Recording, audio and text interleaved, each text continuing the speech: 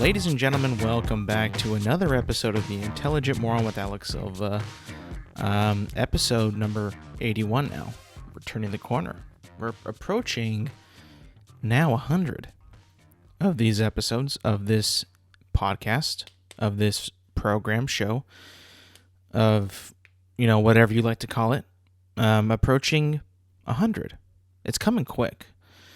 When I first started, I had completed about 105, 106 of my previous podcasts, which was titled The Out of the Ordinary Friends. And now I feel like this is just going by even faster. I mean, if you think about it, mathematically, I'm closing in on podcasting for around 4 years already. Right? Because if you add 52 weeks, which is 1 year, 52 again, 52 again, 52 again, that would be 208, right? And I'm at, let's say my last podcast, we went like I said, 105, 106 around there. And now I'm at 81. I mean, just do the math. I'm getting close to being, podcasting for 4 years now. I remember back in the day when we first started that podcast, it was just a thought, like, we should start a podcast. And, and then we just kind of moved forward with it. And then we did it for 2 years. And then that 2 years completed. And now I'm already here, well-established solo podcaster. And it's been quite the journey. It's been, I don't normally like to look back on things because when I do, I get a little, sad. And not like in like a really like, that I need, to see someone sad. I'm just like, I get kind of bummed out. The reason being because, how much time has passed. And, you always say, like, you got to cherish your time. And I feel like I still do cherish my time. And I cherish, days and everything like that. Weeks. I try not to, like, let time and events pass me by without, soaking it all in and absorbing as much as I can.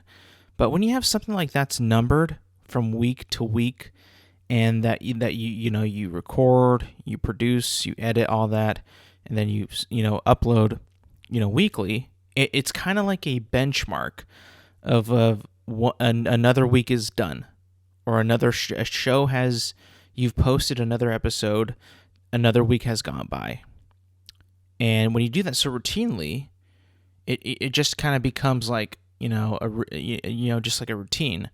And I feel like when you do routines, whether it be, podcasting or something like that, something that's like weekly, bi-weekly, monthly, whatever, it's like a benchmark, almost in a way like a holiday, where it's like, all right, we're getting to the end of the year now. And the fact that I've been, podcasting for, coming up on 4 years now is just insane. It's insane. I remember when we first started, it was in 2019, well before the pandemic. And then, of course, the pandemic shifted everything, and then it kind of reset everything. I've been telling stories and talking, smack and, saying my opinion on things and making my opinions public on things for like 4 years now. And, I feel like I've always sort of like been a little bit of an over-exaggerator, a little bit over, a little bit of a very undetailed person in terms of how things happen. I think I've gotten better though, but like I remember back when when I first started. I was like very, very super exaggerating everything that I've ever talked about and how I feel about things and how I feel like I belong in this space, or how I'm or how I'm perceived in a certain scenario. I'm very like, that's just how I am. And I feel like now I'm a little bit more serious. I'm much more detailed oriented, and I'm more careful, I guess you could say, of how I represent myself on the internet. Because it's a crazy place out there. You think real life is crazy. You think, wherever you work at can be crazy. Your neighborhood can be crazy. Your family members, your friends. Online is pretty crazy too. And, depending on how much feedback you get or how much interaction you get, you never know how you're going to handle, certain things. And I feel like since I've been doing this for so many years, and now I'm just so comfortable with like saying stuff and letting it fly, kind of,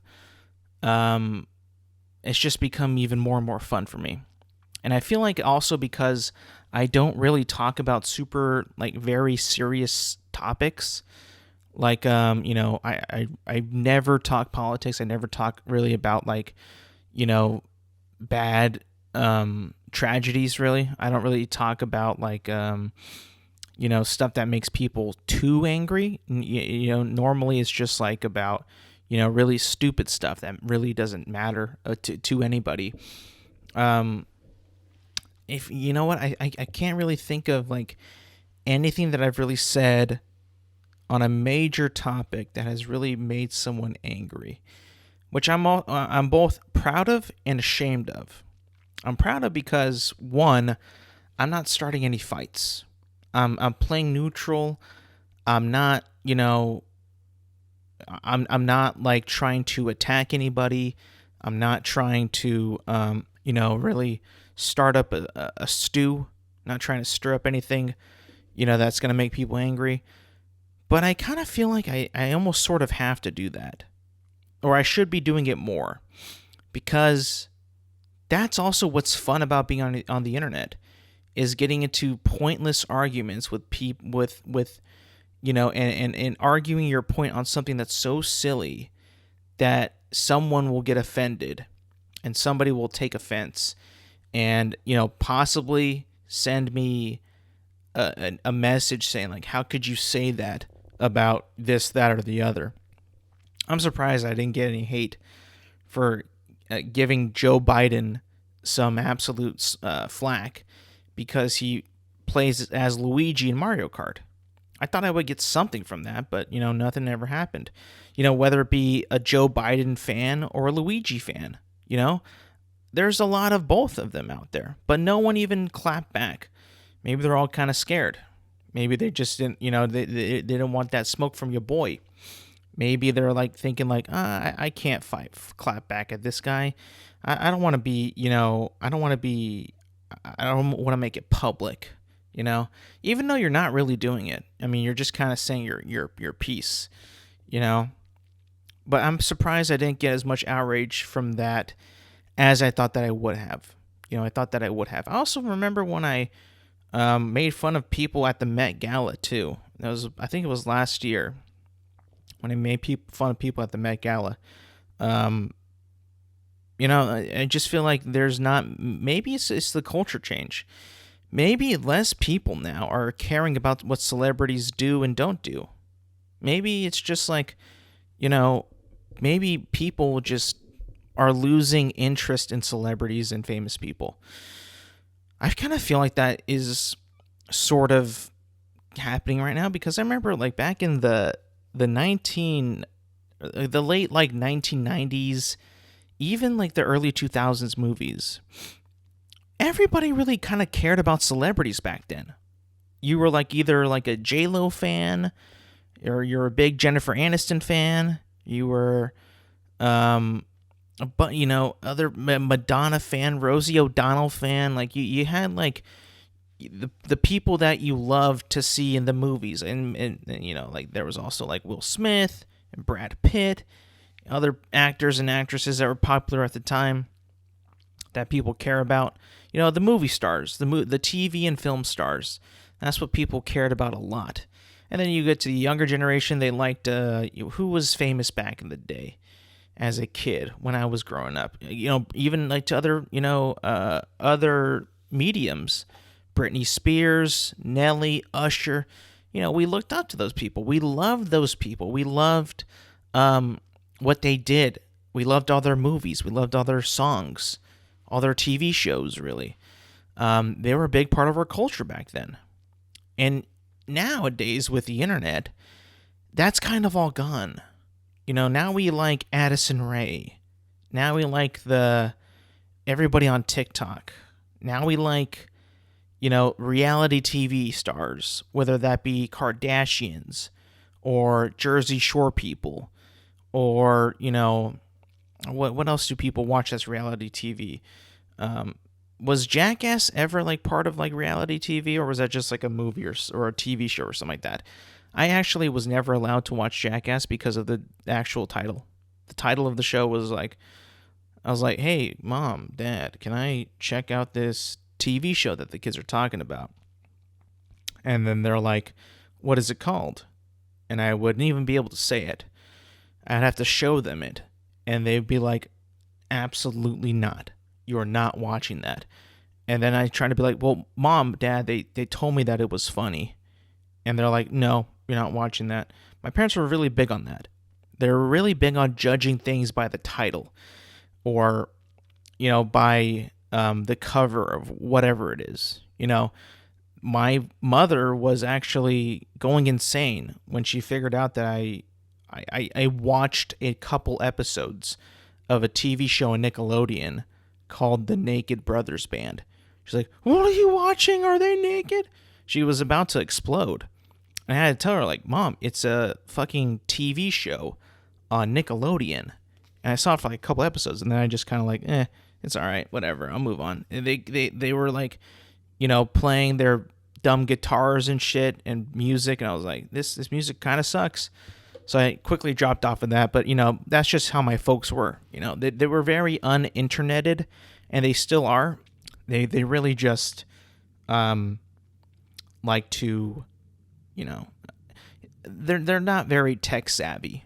I got to teach them how to do stuff on their phones, how things work. They've gotten a lot better.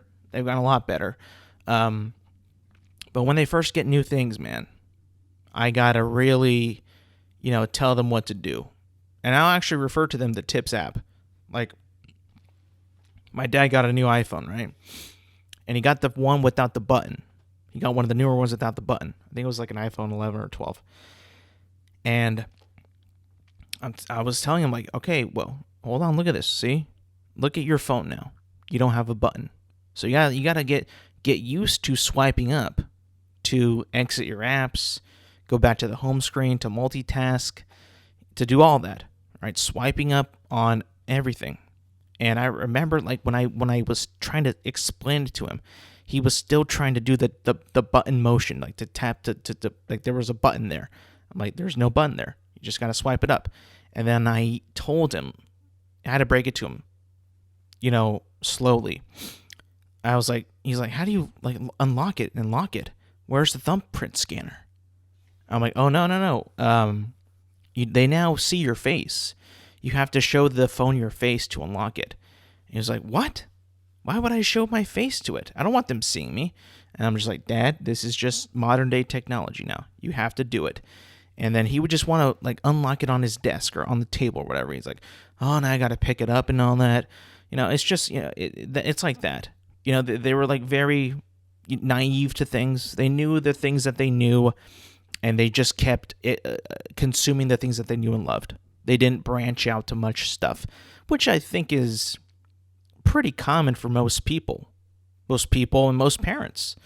You never really want to admit that something later in life created by someone younger is better than what you consume now, made by people that you grew up with. You just never do. For example, people like to listen to the music that they grew up with. This new trash, for most people, they just don't vibe with it. And they will make it very clear that they don't like it.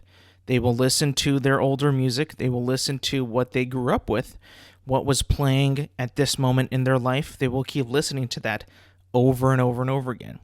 And you know what? I'm not against that. In fact, I'm for it. Whatever makes you happy. If I want to listen to, American Idiot over and over and over again, let me be. It's still great. It still sounds good. I can't really think of any music out now, today that's like a solid bop that really just makes you want to bop and bob your head. It's got a good chorus, because I'm a chorus guy. I love a good chorus. I think music, when it comes to music, I'm not a big lyric guy. I'm pretty sure I've said this before in an episode of this podcast, but I'll say it again. If you can just give me a great chorus and good music overall that really moves me and empowers me and just sounds good, it's catchy, it's snappy, it's like, it feels good when you listen to it, I don't need any lyrics. I really don't. Like, for the most part, I can't understand the lyrics, like when they're being played in the song. Maybe if you give me a sheet of them that they wrote down, then I'll be like, oh, this is interesting. Why would he say this? What does he mean about that? But when I'm listening to music, I don't care about that. I just want to hear the music. And I think that's like, the power of music is you really don't, like, anybody can love pretty much any type of music, really. As long as you're like in the mood or you're feeling that way and the music kind of captures that your whole vibe and your whole, outlook, I guess, you can pretty much vibe to anything. I mean, maybe I should give like modern day music a chance. Maybe it's pretty lit. Maybe I'll have actually a good time with it.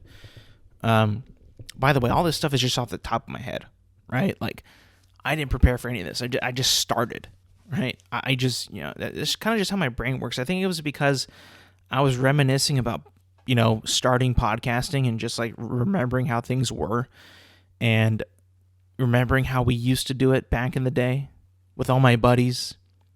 Me, Andrew, Zach, and Mike. Man, it was a lot of fun. We used to cram ourselves into this room, this studio, and just go for an hour. And we had to quit after an hour, or like an hour and 15 or whatever, because it would just get so hot. Unless like the conversation was like, we couldn't stop yet, But yeah, good times. It's crazy, again, how the time just passes you by.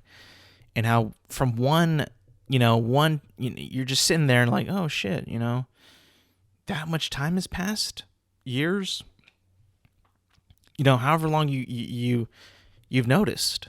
And I feel like when I feel like that every day, because I'm a big like YouTube rabbit hole guy. Recently I've been really into wildlife YouTube. Whether it's aquatic or land animal, I've been really on a kick with Komodo dragons, man. With Komodo dragons. And those beasts, I would never, ever want to come across a Komodo dragon unless I had a sword. And I've said that about pretty much any animal that I've ever, talked about. Unless I have a sword, I'm not going to step near this motherfucker, That's in case of like, I'm in danger, right? And then I would have to use the sword. But, the thing about those, man, and how those things operate, it's a giant lizard. It's not like it's an alligator or it's pretty much a dinosaur, right? I mean, if you look at lizards, right? Look at their anatomy, look at their bodies, look at their mouths. It looks just like a lizard, like a basic lizard that you would find outside your house or in the mountains or whatever. But it's massive. It's a straight up lizard, a giant lizard, but we just call it a Komodo dragon because it's actually devastating of what it could do to you. Like, these things move so quickly, and they cover so much ground. Like that, it's going to be on you and biting you. And the way these motherfuckers eat food is so damn it's horrific, actually, because I've seen multiple videos of how they eat their food. One way is kind of stupid. It makes it look like like it's a really dumb animal because of the way it eats its food. Or maybe that's just how it's designed to. I don't know. But one way that the Komodo dragon eats its food is that it actually swallows it whole. And I've seen this with eating like deer or little pigs or birds, or even I've seen these motherfuckers eat bats. And they strip swallow these things whole. You know, they'll snap its neck, break its legs or whatever, and then as soon as it's immobile, they will begin to eat it, and it is just absolutely horrifying. But also fascinating, because I don't know that many animals that do that of that size. Like a bear, I mean, like a lion will like kill you and go for your jugular and your neck and suffocate you and you know bleed out and you'll die, right? Bears claw you up, beat you up, you then die. Maybe they eat you when you are still alive, but I haven't heard of that, you know, from many people out there or many bear experts. But these things, dude, it is straight up horrific and evil how they kill their prey. It is so bad. And then the other way is, and I've seen this maybe a couple times, and it's hard for me to watch. And I do not think that you should look it up either. But they straight up eat. I've seen them on YouTube. A Komodo dragon straight up eat the guts out of a small deer, and kill them that way, and then leave the body. It's like, oh my God, it's like, wow, this is actually like terrifying and sad, because it's like, I can't even imagine how that would feel, right? Because if your guts fall out, right, like, are you even like able to comprehend what's happening? Is your body in a state of shock? Can you even move? Can you speak? Like can you breathe at that point? Like, what is happening to that poor little deer's mind? Obviously, I mean, like in the movie, the video, the deer was like crying out for help. Like it was like crying, like it was like, you know, it was like it was dying. It was like, what else could it do? But it's like, wow, it makes me like never ever like want to go to places where those things can just run rampant and just wreak havoc, because they definitely could if they wanted to. I haven't heard of many instances where a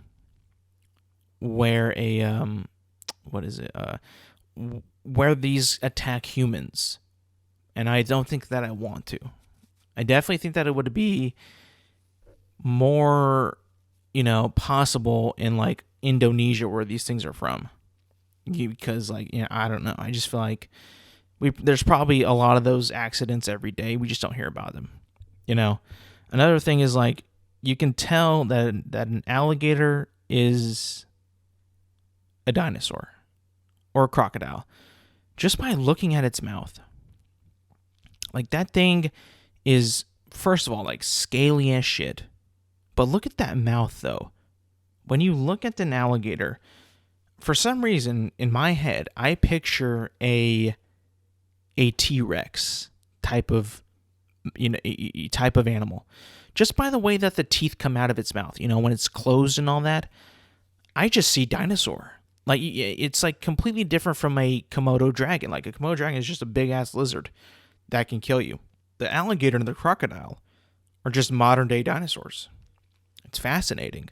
Something else that's also fascinating is orcas. That's another one that I've been looking at quite a bit, because I saw this video of a boat just going across the ocean, or across this body of water. I mean, it had to have been an ocean, right? And just, you know, trailing them is like a school or a pod or whatever, like a pack of orcas. You know how in like movies they just kind of like peek at their heads out of the water while they're swimming to keep up with the boat or whatever? That's what was happening. And I was like, dude, that is so cool. Because either the orcas know that that's a boat, and they want to either see what it's all about, or they want to either chase it away, or they're playing around. They want to, race it maybe, or they want to show off to these humans of what they can do. The orca is a very smart animal. Very, very smart animal. I think I've said this in previous episodes. I think that the dolphin or the orca will become the apex species of Earth one day. Like, let's just say that humans have destroyed the planet. The surface of the planet is no longer livable, but the oceans can run rampant. Only, evolution and time will tell. But if you could pick one animal that is ahead of the curve in terms of, being in the water and with the brain power and the capacity to evolve to become a dominant species of the planet, it would have to be either dolphins or orcas. Because those motherfuckers communicate with each other. They plan coordinated attacks on other fish out there. They're smart. They have emotions. I think they have like feelings.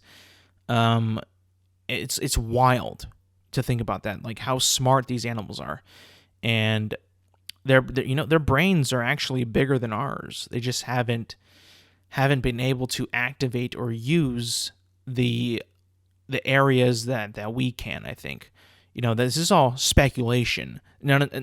How they use their brains. Their brains are bigger than ours. They just don't use them like we do, which is fascinating to me. It's like, when does that gene flick on? When does that happen? When can they be able to communicate like we can? Or how do we find a common language between orca/dolphin and human being? Is that even possible? As human beings on this planet, we have the ability to communicate with each other through language. But the thing is, you have to learn that language for that specific person to communicate with them. If you don't know the language, you're useless. You can't do anything. If there was a way to create some kind of universal language, should we do it? Whether that be a spoken language, a sign language, a written language, or a language used by telepathy. Could that be possible? That's something to think about. Because maybe in the future, maybe we're able to do that. Maybe because language is such a challenge for most people, not just people, but like higher ranking people, people of power. Language is a huge, absolute huge obstacle to overcome in order to communicate with other people, and that have different customs than you do, different outlooks on life, different motivations. Maybe with Neuralink, that could be possible. Maybe if Elon Musk, excels and proceeds with this Neuralink science and Neuralink technology, that could aid in universal language for humanity. That could be a possibility. It's definitely out there, and the whole thing of the entire stigma behind chipping your brain, to me, I think to a lot of people, seems a little invasive, if not majorly invasive, right? But I have to say this. I think I would do it. I think I would chip my brain. Because if it is successful, it's probably amazing. If you think about it, like if chipping my brain made me even smarter, I could perform tasks at a higher level than other people. I could retain knowledge longer. I could remember things for much longer than anybody else. If it helped with like a, brain activity, maybe I just felt better. Maybe I'm able to process things in a much better way than some people without it. Maybe my IQ shoots up.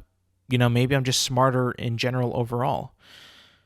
If it did work and it didn't end up killing me or damaging my brain, the reward would be amazing, I feel like.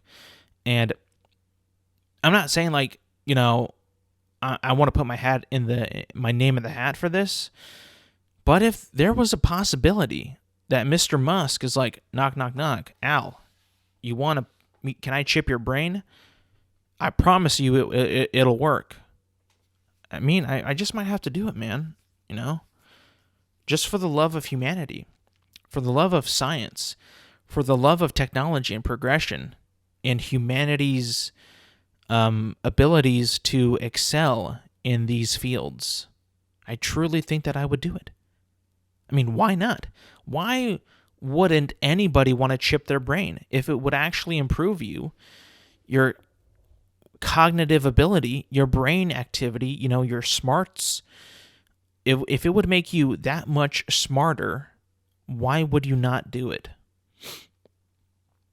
The only thing is, that would scare me, though, is that what if these chips had this hidden software where they could read your thoughts and read and predict and know what you were thinking and, read it, in detail, right? I mean, that's the problem with technology now, is it's presented as a good and something that makes your life easier, right? Like this, for example. It's supposed to improve brain activity for a healthier brain, right? The cell phone and now the smartphone was made to communicate with people much more easier than writing a letter, calling them on a landline, meeting them face to face. You can see the person you want to talk to's face on the cell phone, on the smartphone. It's called FaceTime, right? And you can get them like that. And with that technology, how that works, you need cameras and you need microphones and speakers. And what does that lead to? A device where people could potentially hack and spy to hear and see whatever you're doing. That's what I fear about with Neuralink and chipping your brain. That's my biggest fear. Because, again, the reward is great. You're better. You're smarter.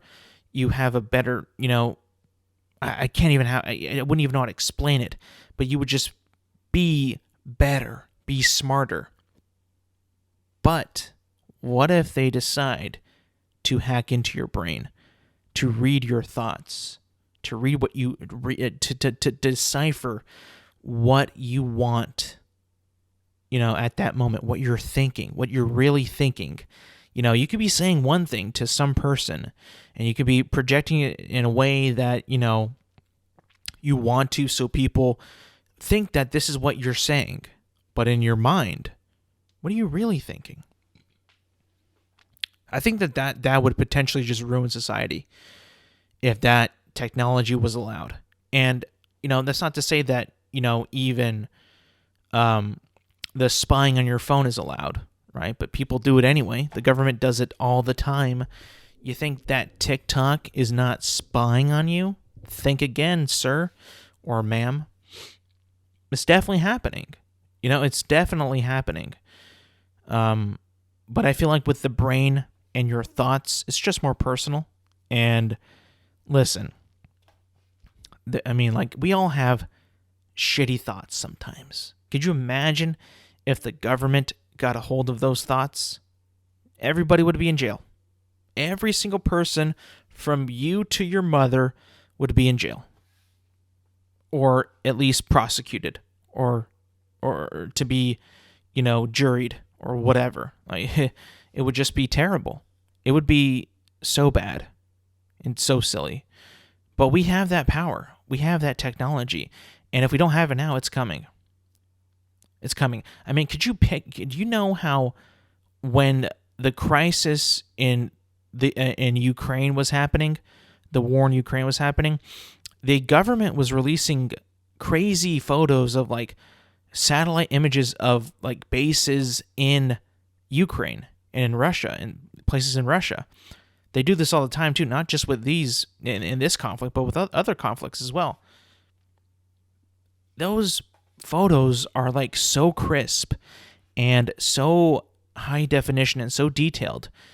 How is it possible that we don't have a single image of a UFO with how amazing these satellite images are? And yet all we see for UFOs is grainy ass specks, which I tend to read into and get descriptions of and get context before I make a judgment if they could be potentially real or not. And for the most part, when I see the specs or when I see shit, for the most part, I'm like, this is probably fake. It's not until like you see like, things, statements by David Fravor or other people that have seen things like this. And then I'm like, oh, okay, this is potentially real. And this is definitely not looking like an aircraft or a drone of any type. So potentially this could be either a threat or a show, like a sign of showing off, like alien technology showing off. I would hope that it would not be a threat. That would be no bueno.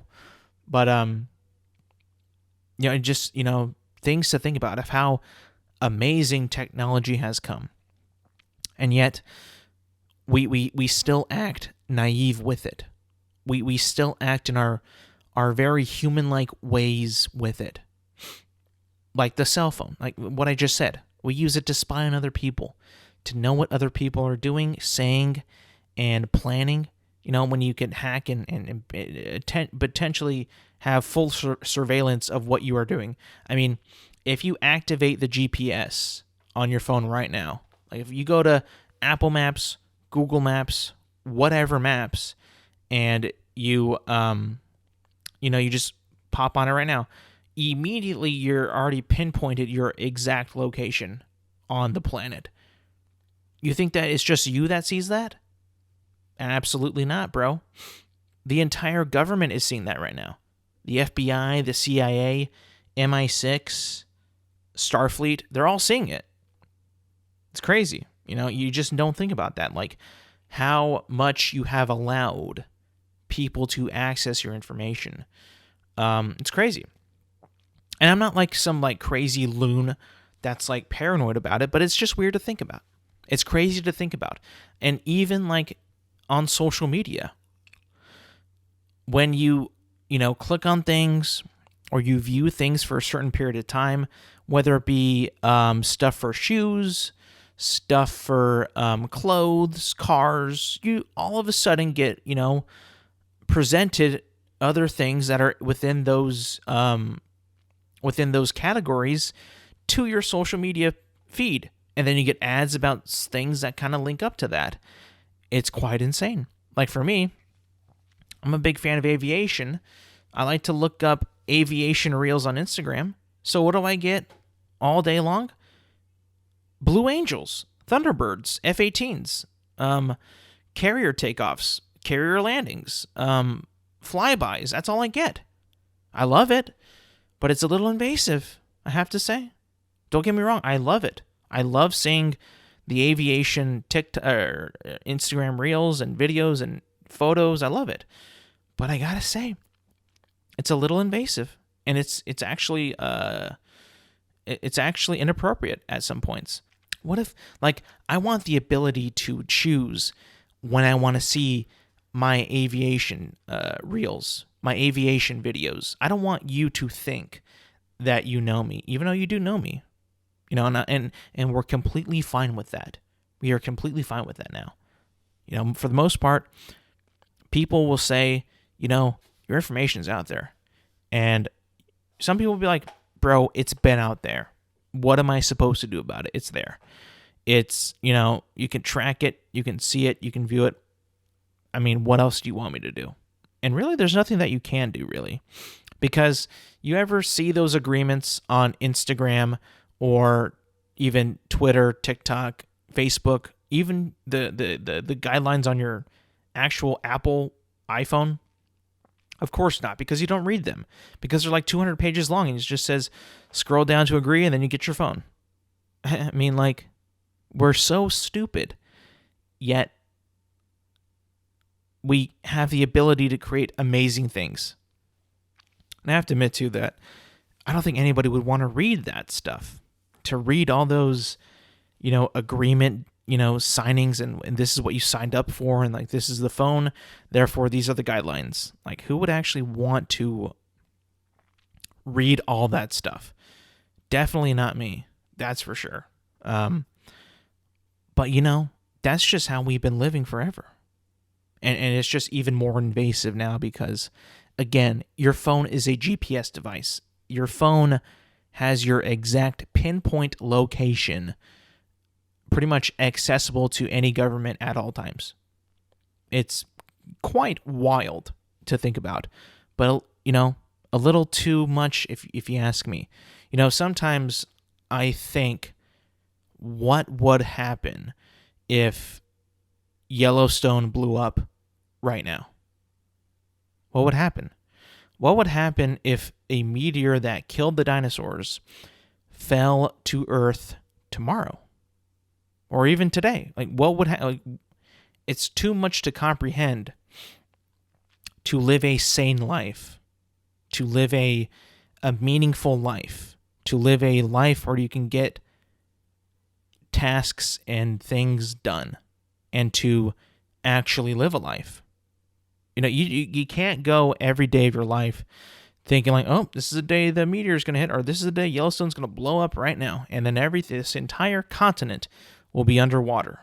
Like, that is rough to think about, but it's something that you should think about, because it definitely could happen. It absolutely could happen. Could it happen today, tomorrow, or even next year?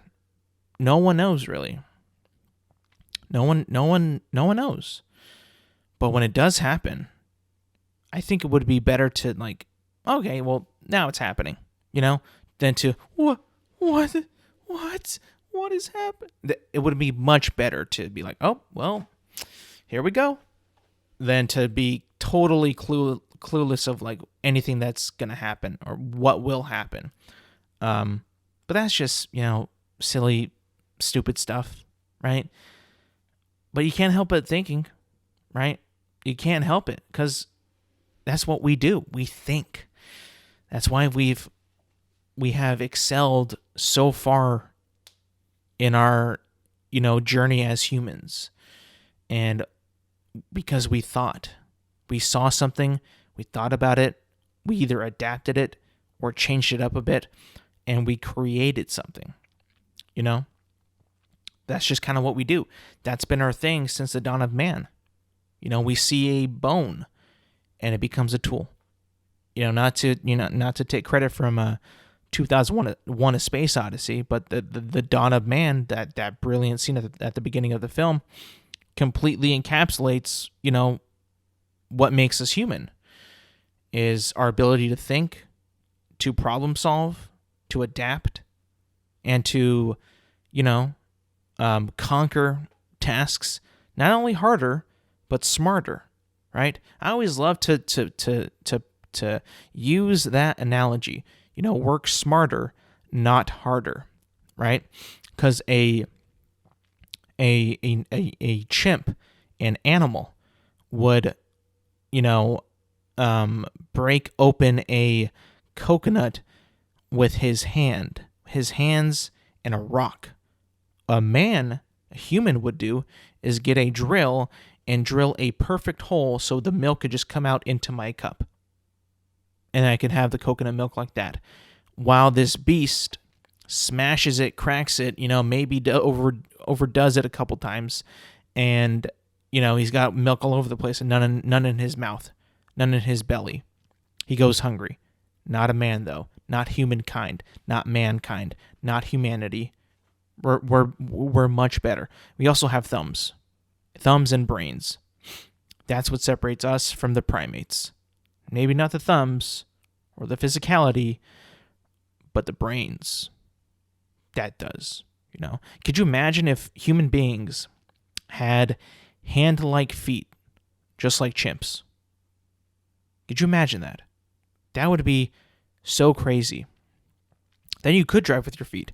I mean, some people already do that don't have arms, which is crazy as it is. But if you had feet, if you had hands for feet, Jesus, man, that'd be weird. I mean, it still kind of baffles me today that chimps have hands for feet. Not that it's like disgusting or gross or whatever, but it's like, holy shit, like, that is weird. Like, you essentially, your feet are essentially hands. Of course they're meant for swinging on vines and swinging on trees and climbing trees. But it's just like, wow, think about if we had those. How could, like, how would we be able to, how much easier would it be to climb trees and mountains and rocks and all that? That'd be crazy. That'd be hella cool. But we don't need that. We made ropes. We made grapples. We made, hooks. We made stuff that we could climb trees virtually effortlessly than these animals. I don't know. It's just kind of fascinating to me how we're so different from everything else on this planet. Everything else on this planet is nothing like us. Nothing like us. It just really, it also gets you to thinking, like, why is it like that? Why is it that way? What happened? What happened?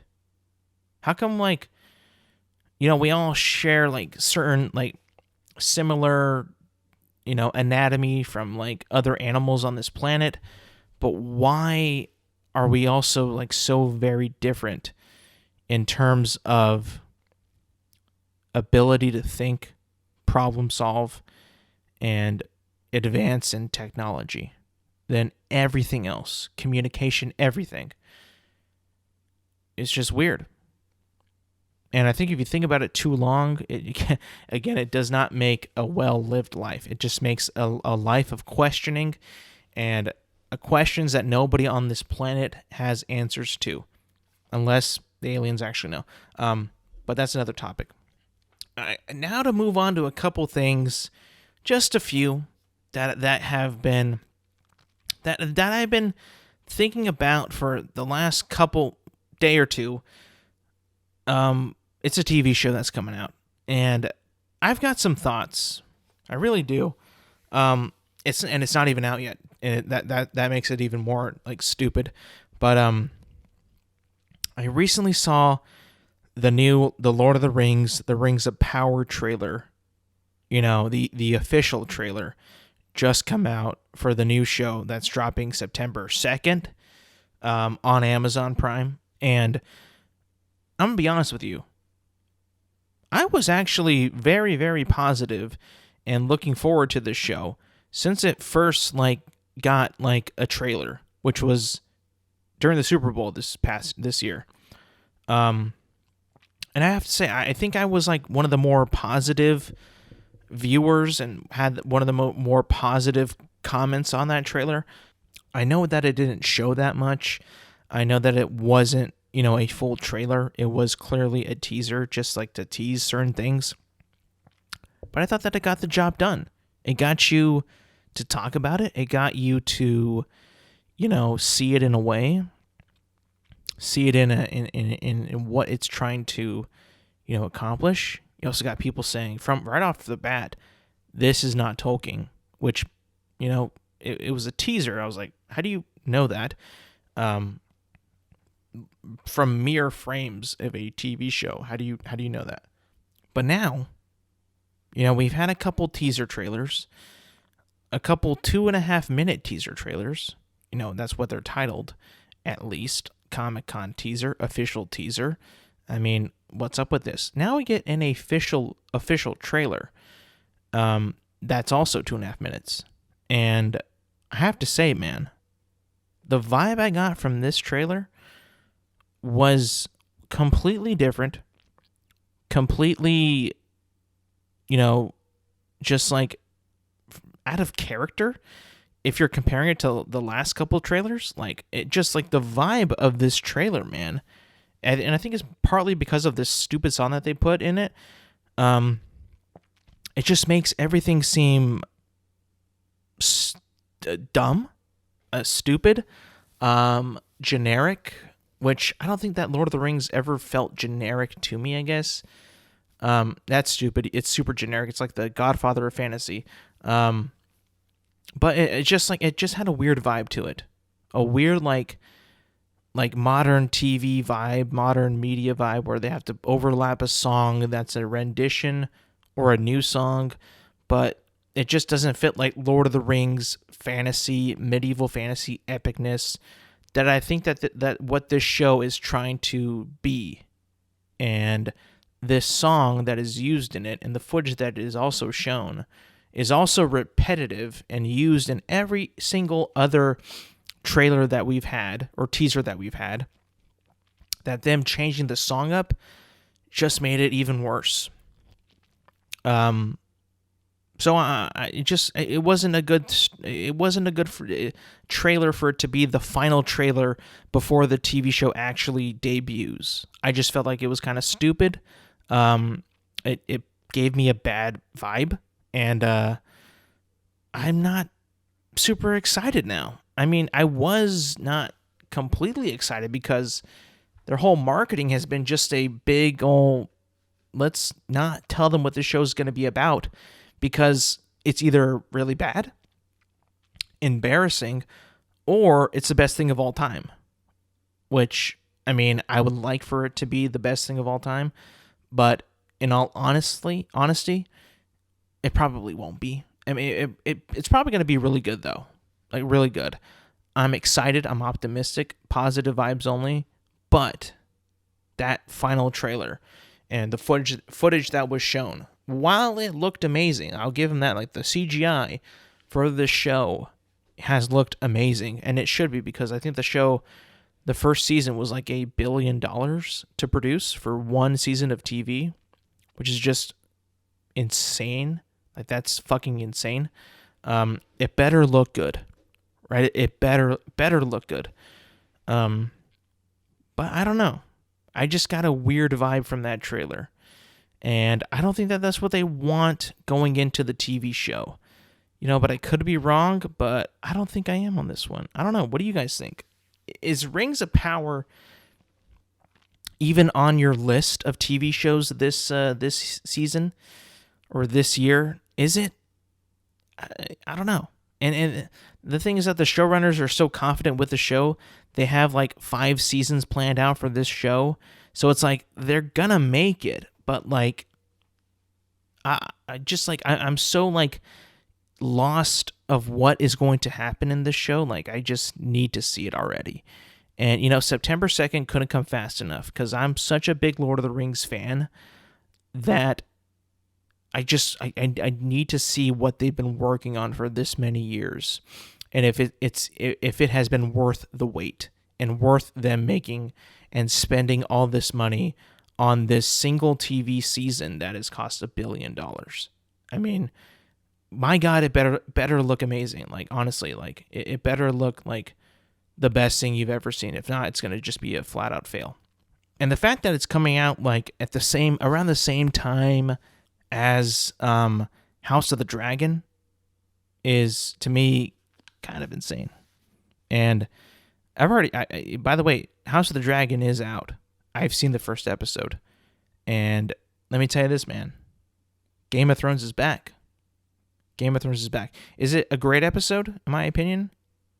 It's not great, but it is good. It's really good. It's definitely opening up to probably be it could be a better show. It could be a better show than Game of Thrones, just because of who's involved with it. It's House Targaryen and even more dragons. I mean, this has the potential to be even better than Game of Thrones.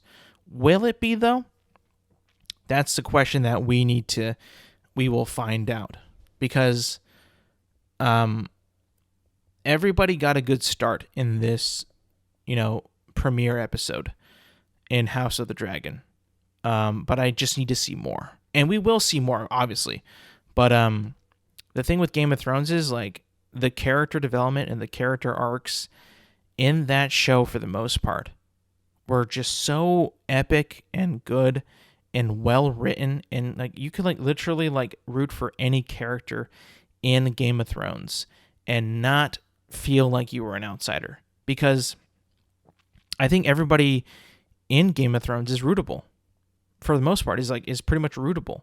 Maybe like a character or two is not, but like every character has like a rootable ability. And at the moment in House of the Dragon, I'm not feeling it yet. I'm not feeling that yet. But it is the first episode of a 10-episode season, I believe. So we will be getting that shortly. The way episode 1 concludes is like, oh yes, we're about to get some more Game of Thrones stuff that we know and love. And I can't wait, because I'm going to actually be watching this live as it comes out. I didn't do that with Game of Thrones. I didn't even watch it until 2019, when it was already set and done. And now I'm going to be watching it week to week with all my buddies who watch Game of Thrones. We can talk about it. We can catch up on it. Maybe have a watch party or something. This is going to be lit, bro. It's going to be lit. I mean, House of the Dragon already had a bigger premiere viewership in the history of HBO, I think, or HBO Max or whatever. So it's doing numbers. It's doing numbies. It's sort of a success right now. I mean, in terms of fantasy shows, it sets the bar pretty high. In terms of CGI, practical effects, overall feel of the vibe of the time period of, where we are in the universe of Game of Thrones. It's amazing. It's really good. It's well shot. It's well choreographed. It's well acted. There is a scene in this first episode where I'm like, they're not going to do this in the first episode already. There's no way, no how. And they did. I'm not going to say what it is, because it'll be a huge spoiler if you haven't seen the first episode yet. But it's like, whoa, did not expect that. All right, okay. You had your shock value. I'm in. My one gripe with the show, though, and I hope that this changes. I really do, because this is going to be a big part of the show. And if I don't change my tune on it, I don't know how it's going to go with me. And it's actually the lead. I'm not a huge fan of Matt Smith as Prince Daemon Targaryen. I don't know what it is about him, but like, I just can't really feel like he is putting any effort into this role. Maybe it's because the character's written that way, and maybe that's how it is in the books too. I have no idea. But I'm just not vibing with his character right now. I'm not vibing with his character. And I don't know if I am going to be. I hope I do. I hope I actually end up vibing with him, and that he grows on me, because at the moment right now, he's not really doing it for me. Also, I know that it's a show and everything, but like, and like it's not real, and like, it's about Targaryens, and every Targaryen's got this like snow white hair. Everybody does in that family or whatever, and they all have these snow white wigs, because of their hair, and I just cannot get past any of these actors in any of these wigs. Maybe it's because I know what they look like without their wigs and without the white hair, that I can't unsee it, and it just looks fake to me. But the wigs have never looked more fake than they do in this show. That will change. I think that as I get more adapted to the way that the Targaryens look, I will be able to put that aside. But at the moment right now, I'm just like, ugh, these wigs suck. And, I said that about The Witcher 2. When Henry Cavill had his Witcher wig on, I was like, in some shots it looks pretty good. Other shots it looks so fake. But again, that just might be because I'm used to seeing these actors in their natural or somewhat natural hair, and other things. Or even just like seeing like a picture of the actor or the actress before I've seen the show. Or even after I see the show and I look them up and I see like, oh, he looks nothing like this. I don't know. It's just something that kind of always throws me off in terms of wigs. Like whenever someone just like has like a bad wig job, or they just, it's completely unnatural, like this white wig. Yeah, it's just a problem that I have, and I just can't like unsee it, or I can't get through it. But I think I will, though. I hope I do. Yeah, so good show though. Good start. Very promising start. Again, not like a banger episode in my opinion, but like, all right, we got something here. I'm ready for the Targaryens. Let's get it. That's gonna be it for me today, guys. Thank you for listening. Thank you for watching. Remember to like, subscribe, rate, review, share with your friends, do all that good stuff. Remember, you can find the podcast on all podcast platforms and on YouTube at Intelligent Moron with Alex Silva. Episodes drop every Thursday, and make sure to again leave comments, likes, and all that. If you have a suggestion or a comment that you want to share with me, you can actually leave a comment section on YouTube, or you could rate a review on the podcast things, or you can DM me a message, whether it be a request, a compliment, some feedback, whatever you want. Go ahead and do that. All the links to my social medias are in the description on every podcast episode. But yeah, that's going to be it, guys. Thank you for listening, and thank you for watching, and I will see you guys next week.